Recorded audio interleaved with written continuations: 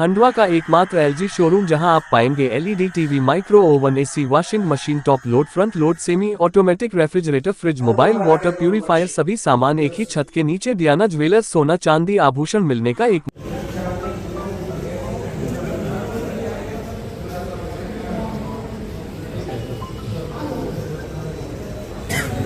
ये जैसे आप सभी को संज्ञान में है कि जो बांग्लादेश पाकिस्तान में जो युद्ध चल रहा है और बांग्लादेश पाकिस्तान से जो हमारे शहरों में गांव में आकर रिश्तेदार बनकर रह रहे हैं, आज हम सभी हमारे जिलाध्यक्ष और भारतीय जनता पार्टी के सभी कार्यकर्ता यहाँ पर कलेक्टर साहब और एसपी साहब को हमने ज्ञापन दिया कि ये जो हमारे आसपास जो गतिविधि इनकी दिखती है तो इन पर कठोर कार्रवाई करें, इनको चिन्हित करके इनको देश और गांव से बाहर किया जाए, क्योंकि ये जो बरगला रहे हैं तो उनको कठोर कार्रवाई इनके होनी चाहिए और उनको सजा मिलनी चाहिए, क्योंकि आप सभी के संज्ञान में ये मामला है।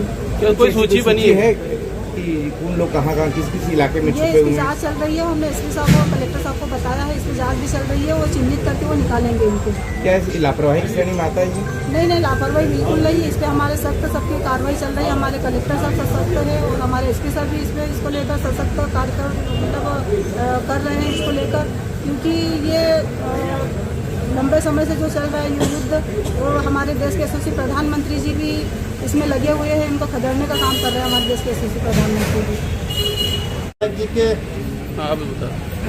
आज हमारे खंडवा विधानसभा के विधायक जी के नेतृत्व में एसपी साहब और कलेक्टर साहब से मिलने आए थे, जो अवैध रूप से बांग्लादेशी यहाँ पे रह रहे हैं।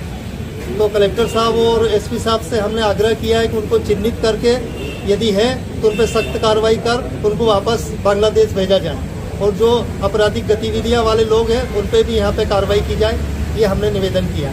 तो ये युद्ध के समय क्यों जगे आप लोग? जो हालात बने पहले से क्यों नहीं जगे थे? पहले भी प्रशासन काम भारतीय जनता पार्टी की सरकार इसमें कार्य कर रही है और आगे और सख्ती के साथ में कार्य करेंगे। क्या कोई ऐसे परिवार पता चले हैं जो यहाँ पे रह रहे हैं? वो अब चिन्हित करने का काम प्रशासन उसको ढूंढ रहा है, चिन्हित करके उनको बाहर भेजेंगे।